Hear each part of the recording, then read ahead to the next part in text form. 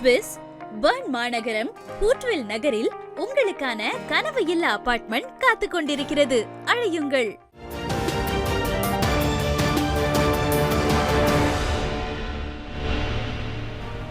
செய்திகளுக்கு அப்பால் நிகழ்ச்சியில் மீண்டும் உங்களை சந்திப்பதில் மகிழ்ச்சி. வணக்கம். இன்றைய நாளில் மிக பெரும் அதிர்வலையாக பேசப்பட்டு கொண்டிருக்கக்கூடிய நிகழ்வாக இருப்பது நேற்றைய நாளில் படுகொலை செய்யப்பட்டிருக்கக்கூடிய ஈரானினுடைய ஆன்மீக தலைவர் அயத்துல்லா அல் கமெனியினுடைய மரணம் தொடர்பான தகவல் தான் பேசப்படுகின்றன. பல விடயங்கள் பேசப்பட்டு விட்டன. அமெரிக்காவும் இஸ்ரேலுமாக இணைந்து இந்த விடயத்தை வெற்றிகரமாக தாக்குதலாக நடத்தி முடித்திருக்கிறது என்கின்ற ஒரு இராணுவ பார்வையும் ஆங்காங்கே பார்க்கப்படுகிறது. ஆனால் அமெரிக்காவை மீறி இந்த உலகில் எதனையும் செய்ய முடியாது என்கின்ற ஒரு மிக பிரதானமான செய்தியை அமெரிக்கா கூறியிருக்கின்றது. அமெரிக்கா விரும்பாத விடத்து உலகில் எந்த விடயங்களும் முன்னோக்கி நகர முடியாது என்பதற்கான ஒரு சிறந்த உதாரணத்தை அமெரிக்கா வெனிசுலாவில் நிகழ்த்தியது. அதன் பின்னர் ஈரானில் தற்போது நிகழ்த்தி காட்டியிருக்கின்றது. குறிப்பாக சொல்ல போனால் 40 வருட தீராத பகையை அமெரிக்கா ஈரானோடு தீர்த்து கொண்டிருக்கிறது, இஸ்ரேலோடு இணைந்து. குறிப்பாக சொல்ல போனால் அங்கு இருக்கக்கூடிய முக்கியமான விடயங்களாக பார்க்கப்பட வேண்டி இருக்கக்கூடிய செய்திகள் பல இப்போது நிறைந்து கொண்டிருக்கின்றன. ஈரான் ஜனாதிபதி மற்றும் அந்நாட்டு சட்டமாதிபர் அவர்களோடு இணைந்து சட்டத்தை நிறைவேற்றும் அதிகாரமுள்ள சட்டத்திரணி ஆகியோர் ஈரானின் இடைக்கால நிர்வாகத்தை பொறுப்பேற்றிருக்கின்றனர் என்கின்ற செய்தியை ஈரானினுடைய உத்தியோகபூர்வ அரச ஊடகமும் ஈரான் அரசு சார்பிலான செய்திகளும் இப்போது வெளியாகி இருக்கின்றன. அயத்துல்லா அல் கமேனி இறந்திருக்கக்கூடிய சூழ்நிலையில் எம்மவர்களுடைய போராட்டங்களும் ஆங்காங்கே இடம்பெற்றுக் கொண்டிருக்கின்றன. போராட்டம் என்று சொன்னால் அயத்துல்லா அல் கமேனியினுடைய மரணத்துக்கு எதிராகவல்ல, பெட்ரோல் தீர்ந்து விடுமா என்கின்ற வரிசைகளும் இலங்கையின் பல பாகங்களிலும் அடுக்கப்பட்டு விட்டன. அவை தொடர்பாகவும் நாங்கள் பார்க்கலாம். அதற்கு முன்னதாக இப்போது அயத்துல்லா அல் கமேனியின் மரணம் தொடர்பான பல தகவல்களை இப்போது பார்க்கலாம்.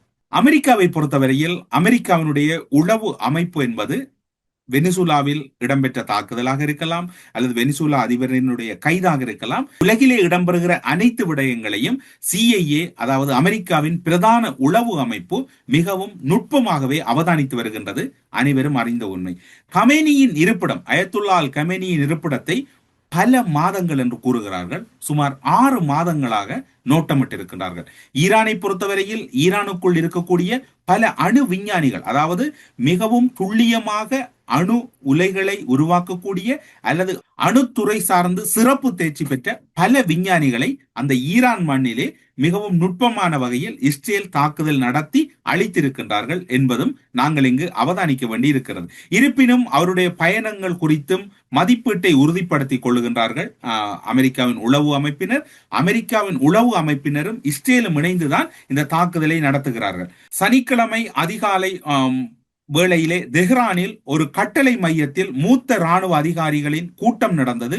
இரவில் வான்வழி தாக்குதலை நடத்துவதே உண்மையான முக்கிய திட்டமாக அமெரிக்க தரப்பிடம் இருக்கின்றது. ஆனால் அமெரிக்க இஸ்ரேல் இராணுவங்கள் நேரத்தை மாற்றிக் கொள்கின்றன.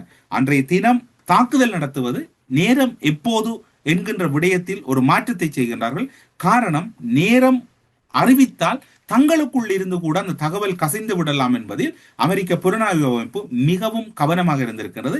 இது இஸ்ரேல் விடயத்திலும் அவர்களுக்கு ஒரு நெருடலை ஏற்படுத்தி இருக்கின்றது. தாக்குதலை திட்டமிட்டது அமெரிக்கா, ஆனால் இஸ்ரேலுக்கு கூட இந்த விடயத்தை அவர்கள் மறைத்திருக்கிறார்கள். காரணம் என்னவென்று சொன்னால், அவர்கள் மத்தியிலே ஒரு அச்சம் இருந்தது. இஸ்ரேலை பொறுத்தவரையில் தாக்குதல் விடயங்களை திட்டமிட்டால் சில வேளைகளில் அவர்கள் வேகமாக சில விடயங்களை நகர்த்தி விட்டால் அந்த விடயம் அங்கு நடைபெறாமல் சென்றுவிடும் என்கின்ற அச்சத்தில் அமெரிக்க உளவு அமைப்பினர் இஸ்ரேலிடத்திலும் கூட இந்த விடயத்தை மறைத்திருப்பதாகத்தான் சர்வதேச ஊடகமான பல ஊடகங்கள் இதனை மேற்கோள் காட்டி செய்தி வெளியிட்டிருந்தன. ஈரான் ஜனாதிபதியின் தலைமையகம், உச்ச தலைவரின் தலைமையகம், ஈரானிய தேசிய பாதுகாப்பு கவுன்சிலின் தலைமையகம் ஆகியவற்றை உள்ளடக்கிய அரசாங்க வளாகத்தில் இந்த சந்திப்புக்கான திட்டமிடல் இடம்பெற்றுக் கொண்டிருந்தது. அந்த சந்திப்பு நடைபெற்றுக் கொண்டிருந்தது என்றே கூறலாம். அந்த சூழ்நிலையில் தான் இஸ்ரேல் நேரப்படி காலை 6 மணியளவில் இராணுவ நடவடிக்கை தொடங்குகிறது. காலை 6 மணிக்கு இராணுவ நடவடிக்கை தொடங்குகிறார்கள். தொடங்குகின்ற போதும் வெளிவராத ஒரு செய்தி என்னவென்று சொன்னால், இந்த முதல் தாக்குதல் விமானங்கள் அல்லது தாக்குதலுக்கான நகர்வுகளை அமெரிக்கா தரப்பு தான் செய்திருக்கின்றது. அதன் பின்னர் தான் அவை தொடர்பான மேலதிக தகவல்கள் இஸ்ரேலுக்கு பகிரப்பட்டதாக கூறப்படுகிறது. இருந்தாலும் கூட போர் விமானங்கள் புறப்படுகின்றன. ஆனால் அவை நீண்ட தூர துல்லிய வெடிமருந்துகளுடன் பொருத்தப்பட்டிருந்தன. 2 மணி நேரம் 5 நிமிடங்கள் கழித்து தெஹ்ரானில் நேரப்படி காலை 9:40 மணிக்கு ஏவுகணைகள் இலக்குகள் வைக்கப்பட்ட வளாகத்தை தாக்குகின்றன. அந்த குறித்த வளாகங்கள் 6 மணிக்கு திட்டமிடப்பட்டது என்று கூறப்படுகிறது. பின்னர் நேரமாற்றம் இடம்பெறுகிறது. தாக்குதல் நேரத்தில் ஈரானிய மூத்த தேசிய பாதுகாப்பு அதிகாரிகள் வளாகத்தில் உள்ள ஒரு கட்டிடத்தினுள் ஈரானின் உச்ச தலைவர் அருகில் உள்ள மற்றொரு கட்டிடத்திலும் இருந்திருப்பதாக கூறப்படுகிறது. அயத்துல்லா அல் ஹமேனி இருந்ததா? உண்மையில் இங்கு இருக்கக்கூடிய ஒரு விடயம் தெளிவாக தெரிகிறது என்னவென்று சொன்னால், ஈரான் இந்த யுத்தத்திலிருந்து உடனடியாகவே வெளியேறி அமெரிக்காவிடம் சரணடைவது மிக சால சிறந்தது என்று இராணுவ ரீதியாக பார்க்கப்படுகிறது. ஈரானில் இடம்பெறுகிற அனைத்து நடவடிக்கைகளையும் மிகவும் மதிநுட்பமாக அவதானித்துக் கொண்டிருக்கின்றது அமெரிக்கா. இஸ்ரேலினுடைய உளவு அமைப்புகள் மிகவும் மதிநுட்பமாக அவதானிக்கின்றது. உளவு அமைப்புகள் மிக சுதந்திரமாக ஈரானுக்குள் நடமாடுகின்றது. மக்கள் போராட்டம் ஒன்று இடம்பெற்றது. அந்த மக்கள் போராட்டம் அரசுக்கு எதிரான போராட்டம் என்று கூறினாலும் கூட அந்த போராட்டத்தின் பின்னணியில் இஸ்ரேல் அமெரிக்கா இருந்ததை அனைவரும் ஏற்றுக்கொள்வார்கள். அப்படி இருக்கின்ற போது ஒரு உளவு அமைப்புகளின் கரங்களிலே ஒரு நாடு விழுந்து விட்ட பிறகு அங்கு வீரம் பேசுவதில் எந்த பிரயோசனமும் இல்லை, அல்லது வீரம் தொடர்பில் இராணுவ உளவு விடயங்களை கதைப்பதிலும் எந்த ஒரு விடயமும் இல்லை என்று அயத்துல்லா அல் கமேனி அவர்கள் அந்த இடத்தில் இருக்கின்றார். தேசிய பாதுகாப்பு ஆலோசகரும் அங்கு இருக்கிறார்கள் என்ற தகவலை மிக துல்லியமாக அறிந்து கொண்ட பின்னர் 6 மணி தாக்குதல் 9:40 இடம்பெறுகிறது என்றால், இதற்கு பிறகு தொடர்ந்து ஈரான் மேற்குலகோடு அல்லது தாக்குதல் நடத்துவோம் என்று மிரட்டுவதில் எந்த ஒரு அர்த்தமும் இல்லை. அது ஒரு புறம் இருக்கின்ற போது, ஈரான் பாதுகாப்பு அமைச்சர் மௌலவி இராணுவ தளபதி நசீர் ஆகியோர் கொல்லப்பட்டதை உறுதிப்படுத்துகின்றது. அந்த தாக்குதலின் போது அவர்களும் கொல்லப்பட்டதை உறுதிப்படுத்துகிறது. இப்போது இருக்கக்கூடிய ஒரே தெரிவாக இருப்பது, அணு ஆயுதத்தை யாரோ ஒரு தரப்பு பயன்படுத்த போகிறார்கள். ஈரானிடம் இனி இழப்பதற்கு எதுவும் இல்லை. ஈரானுடைய ஜனாதிபதியினுடைய உலங்கு வானூர்தி விபத்து என்று கூறப்பட்டாலும் அதன் பின்னர் இஸ்ரேலினுடைய மொசாட் மீது சந்தேகங்கள் வெளியிடப்பட்டிருந்தன. அதனை உரையாடுவதை அல்லது அந்த விடயங்கள் பெரிய அளவில் விவாதிக்கப்படுவதை ஈரானினுடைய உளவு அமைப்புகளும் ஈரானினுடைய அரசும் தவிர்த்திருந்தது. அதனால் அது விபத்தாக மாறியது ஈரானுடைய ஜனாதிபதியின் மரணம். அதன் பின்னர் அதியுச்ச தலைவர் தான் பல விடயங்களை கையாண்டிருந்தார். பல அறிக்கைகள், அவருடைய பல வீரியமான 40 ஆண்டுகள் ஈரான் சாம்ராஜ்யத்தை வீழ்த்த முடியாது என்று தன்னுடைய நிலையை முன்னகர்த்தி கொண்டு சென்றவர் தான் அயத்துல்லா அல் ஹமேனி அவர்கள். என்று அவரும் இலக்கு வைக்கப்பட்டு அவருடைய மரணமும் இடம்பெற்ற பின்னர் ஈரானிடம் இனி இருக்கக்கூடிய விடயம் அதிசக்தி வாய்ந்த தாக்குதல், அல்லது இப்போது இருக்கக்கூடிய விடயம் ஈரானை நோக்கிய ஒரு பெரும் தாக்குதலை அமெரிக்கா செயற்படுத்துமா, அல்லது ஈரான் தொடர்ந்து இன்று வரைக்கும் அமெரிக்காவுக்கு எதிரான கருத்துக்களை வெளியிட்டுக் கொண்டிருக்கின்றது. துக்க தினம் அனுஷ்டிக்கப்பட்டிருக்கிறது. மக்கள் வீதிகளில் ஆதரவாகவும் எதிராகவும் போராட்டங்களை நடத்துகிறார்கள். ஈரான் ஒட்டுமொத்தத்திலேயே குழம்பிக் கொண்டிருக்கிறது. சனிக்கிழமை ஈரான் மீதான இஸ்ரேல் அமெரிக்காவின் தாக்குதலால் ஈரானினுடைய இராணுவ தளபதி மௌலவி அப்துல் ரஹீம் உட்பட்ட பாதுகாப்பு அமைச்சர் நசீர் ஆகியோர் கொல்லப்பட்டதாக அதிகாரப்பூர்வ அறிவிப்புகள் வெளியாகி கொண்டிருந்தன. ஆனால் பாருங்கள், ஒரு விடயத்தை, அயத்துல்லா அல் கமேனி ஆன்மீக தலைவர் படுகொலை செய்யப்பட்டிருந்தால் பரவாயில்லை, எல்லோரும் ஓரிடத்தில் குழுமுகின்ற போது எல்லோரையும் கொத்தோடை அழைத்திருக்கிறது இந்த புலனாய்வு நடவடிக்கை என்றால், இங்குதான் அமெரிக்காவின் புலனாய்வு கட்டமைப்பினுடைய அந்த நுட்பம் என்பதை விட அவர்கள் எல்லா இடங்களுக்குள்ளும் நுழையக்கூடிய வல்லமையோடு இருக்கிறார்கள் என்பதுதான் இங்கு கூறக்கூடிய செய்தியாக இருக்கின்றது. கிட்டத்தட்ட இந்த தாக்குதலில் ஈரானினுடைய மூளையாக செயற்படக்கூடிய பலர் படுகொலை செய்யப்பட்டிருக்கிறார். இராணுவ தளபதி படுகொலை செய்யப்பட்டிருக்கின்றார். அதே பாதுகாப்பு அமைச்சர் படுகொலை செய்யப்பட்டிருக்கின்றார். அந்த நாட்டினுடைய ஆன்மீக தலைவராகவும் அந்த அரசியல் விவகாரங்களை வழிநடத்தக்கூடியவருமாக இருக்கக்கூடிய அயத்துல்லா அல் ஹமேனி அவர்கள் படுகொலை செய்யப்பட்டிருக்கிறார். அவ்வாறு பார்க்கின்ற போது இந்த தாக்குதலில் ஈரானினுடைய மூளையாகவும் முதுகெலும்பாகவும் இருக்கக்கூடிய பல இராணுவ முக்கியஸ்தர்கள், அணு விஞ்ஞானிகள், அந்த விடயங்களை கையாளக்கூடிய மிகவும் நவீன தொழில்நுட்பத்தை பயன்படுத்தக்கூடிய பலர் படுகொலை செய்யப்பட்டிருக்கிறார்கள். இப்போதைய கணக்கின்படி ஆக குறைந்தது 1400க்கும் மேற்பட்ட முக்கியமான ஈரானினுடைய மூளைகள், அதாவது மூளையாக செயற்படக்கூடிய கருவூலங்கள் அளிக்கப்பட்டிருப்பதாகத்தான் கூறப்படுகிறது. அந்த விடயத்தை இஸ்ரேலோ அல்லது அமெரிக்காவின் உளவு அமைப்புகளோ வெளிப்படுத்தவில்லை. ஈரானும் வெளிப்படுத்தாது. ஈரான் இப்போதைய சூழ்நிலையை சொல்ல போனால் மெல்ல செத்துக் கொண்டிருக்கின்றது. அயத்துல்லா அல் ஹமேனியின் மரணத்தின் பின்னர் அதனுடைய வீழ்ச்சி என்பது ஒட்டுமொத்தத்தில் உறுதிப்படுத்தி நிற்கின்றது. அவை இப்போது திட்ட தெளிவாக தெரிகின்றது. அயத்துல்லா அல் கமேனி கூறியதாக ஒரு விடயம் கூறப்படுகிறது. நான் இறந்தால் பெரிய விடயம் அல்ல, ஏனென்றால் ஈரான் முக்கியம் இல்லை, இஸ்லாம் முக்கியம் என்று அயத்துல்லா அல் கமேனி அவர்கள் குறிப்பிட்ட ஒரு வசனம் இப்போது ஊடகங்களிலே பெரிய அளவில் பேசப்படுகிறது. ஈரானின் அதியுச்ச தலைவரின் நியமனமும் இடம்பெற்றிருக்கின்றது. ஈரானை நீண்ட காலமாக கிட்டத்தட்ட 4 தசாப்தங்களுக்கு மேலாக ஈரானினுடைய அரசியல் மற்றும் சமய விவகாரங்களிலே முக்கிய கொள்கைகளுக்கு பொறுப்பாகவும் அதனை நகர்த்தி செல்லுகின்ற பதவியிலும் இருந்த அயத்துல்லா அல் கமேனி இறந்த பின்னர் அவருடைய குடும்பத்திலிருந்து 2வது வாரிசான ஈரானின் புதிய உச்ச தலைவராக மொதாஜ் கமேனி அவர்கள் நியமனம் பெற்றிருக்கின்றார். கமேனி குடும்பத்தில் இடம்பெற்ற முக்கியமான நியமனமாக இது பார்க்கப்படுகிறது.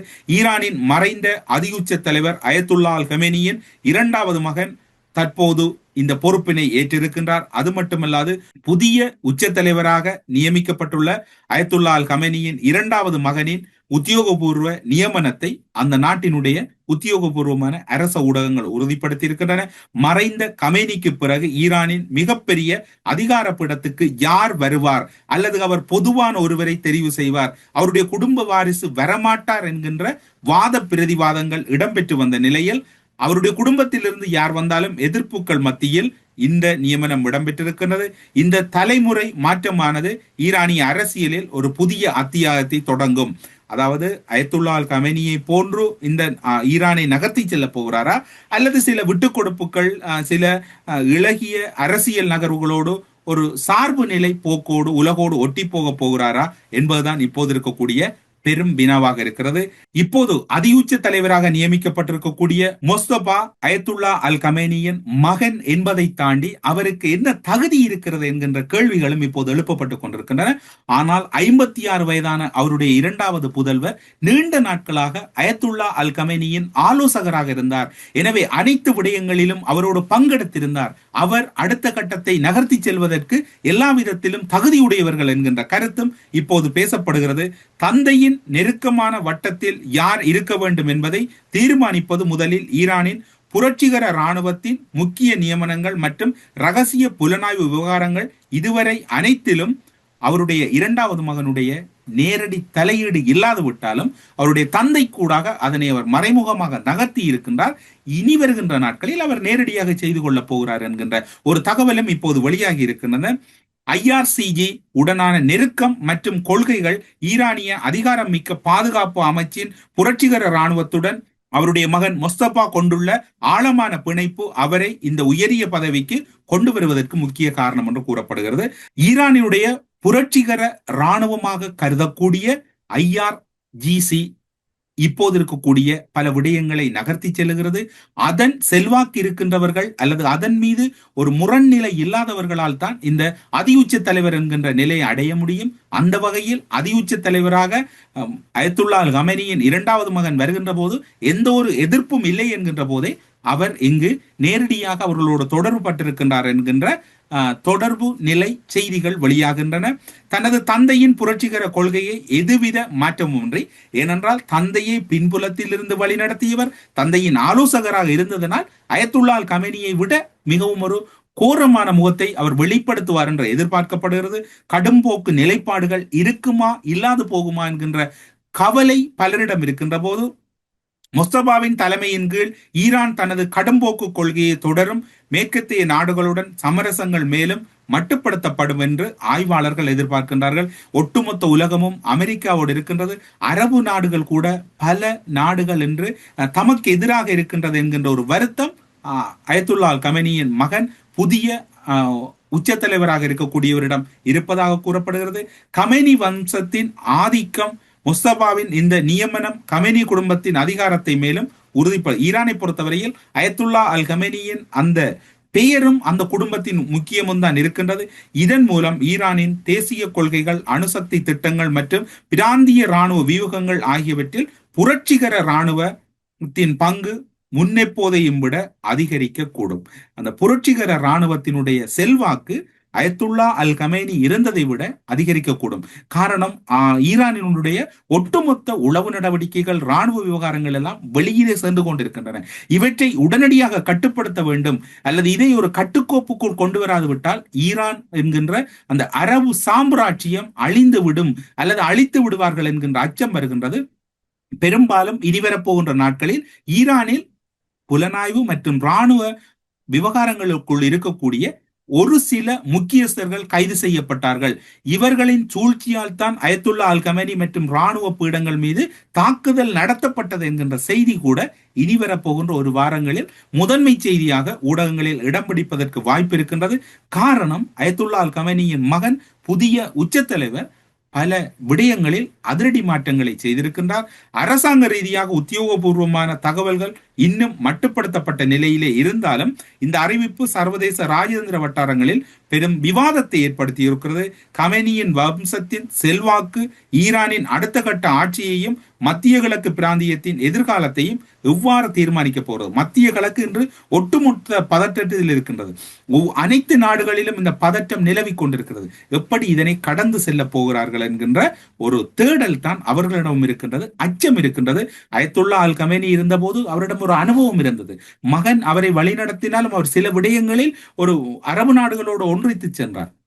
அயத்துல்லா அல் கமேனியின் மகன் புதிய உச்சத்தலைவரனுடைய வரவு என்பது ஒரு பலருக்கும் அச்சத்தையும் பதட்டத்தையும் ஏற்படுத்தி இருக்கிறது.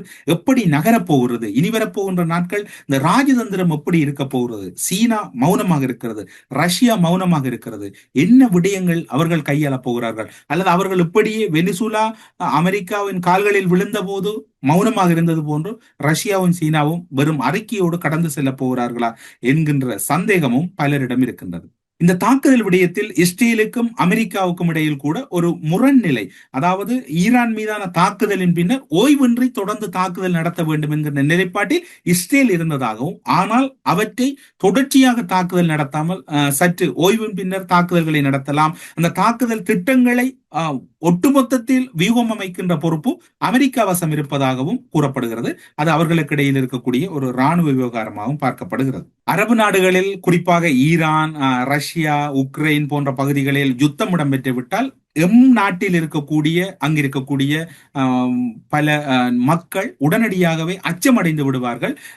இலங்கைக்கு வருகின்ற எரிபொருட்கள் நின்றுவிடும், அல்லது இனி வருகின்ற நாட்களில் எரிபொருட்கள் இல்லாது விட்டால் நாங்கள் எப்படி எங்களுடைய பயணங்களை மேற்கொள்வது என்கின்ற ஒரு அச்ச நிலை அந்த மக்களிடம் வந்துவிடும். அது இயல்பான ஒன்று. அது அரபு நாடுகளின் யுத்தத்தின் பின்னர் ஏற்படுகின்ற ஒரு இயல்பு நிலையாக இருக்கிறது. இலங்கையின் எரிபொருள் இந்தியா, சிங்கப்பூரில் இருந்து வருகிறது. மத்திய கிழக்கில் மோதல் ஏற்பட்டிருந்தாலும் கூட நாட்டில் எரிபொருள் விநியோகத்தில் எந்த ஒரு தட்டுப்பாடும் இல்லை. புகையிரதங்கள் ஊடாக என்று பல மாவட்டங்களுக்கும் புகையிரதங்கள் ஊடாக எரிபொருட்கள் எடுத்துச் செல்லப்பட்டுக் கொண்டிருக்கின்றன. இதன் காரணமாக மத்திய கிழக்கில் ஏற்பட்டுள்ள மோதல் சூழ்நிலையால் எரிபொருள் விநியோகத்துக்கு எந்த ஒரு தடையும் அமையாது என்று இலங்கையின் கனிய எண்ணெய் கூட்டுத்தாபன தலைவர் DJ ராஜ கருணா இன்றைய தினம் அதிவிசேடமான ஊடகவியலாளர் சந்திப்பிலே இதனை உறுதிப்படுத்தி இருக்கிறார். யாரும் பயப்பட வேண்டாம், எரிபொருட்கள் தாராளமாக இருக்கின்றன. நாங்கள் மத்திய கிழக்கிலிருந்து நேரடியாக அவற்றை பெறவில்லை, இந்தியா, சிங்கப்பூராகவே இந்த எண்ணெய்களை நாங்கள் கொள்வனவு செய்து கொண்டிருக்கிறோம் என்கின்ற தகவலையும் வெளியிட்டிருக்கிறார். இதிலும் குறிப்பாக வடக்கு கிழக்கில் இருக்கக்கூடிய பல இடங்களில் மக்கள் வீதிகளில் நிற்கின்றார்கள். வீதிகள் எங்கும் நிறைந்து இருக்கின்றன. பல இடங்களிலே எரிபொருள் நிரப்பு நிலையங்களிலே எரிபொருள் இல்லை என்று கூறப்படுகிறது. இந்த நிலை நீடிக்குமாக இருந்தால் நாளைய தினத்தின் பின்னர் கடந்த காலங்களில் பின்பற்றது போன்று QR திட்டத்தை கொண்டு வர முயற்சி செய்வோம் என்று எரிபொருள் பிரதி அமைச்சரும் கூறியிருக்கின்றார். ஒட்டுமொத்தத்தில் எம்மவர்கள் யாரும் குழம்ப வேண்டாம். இந்த யுத்தத்திலிருந்து வெகு விரைவாக உலகம் மீண்டு வர வேண்டும்.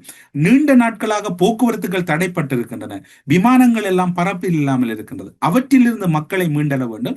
யாரும் பதட்டமான சூழ்நிலையை உருவாக்க வேண்டாம். இந்த யுத்தம் ஒரு தனிவுக்கு வர வேண்டும் என்று யாரிடமும் யாரும் கேட்க முடியாது.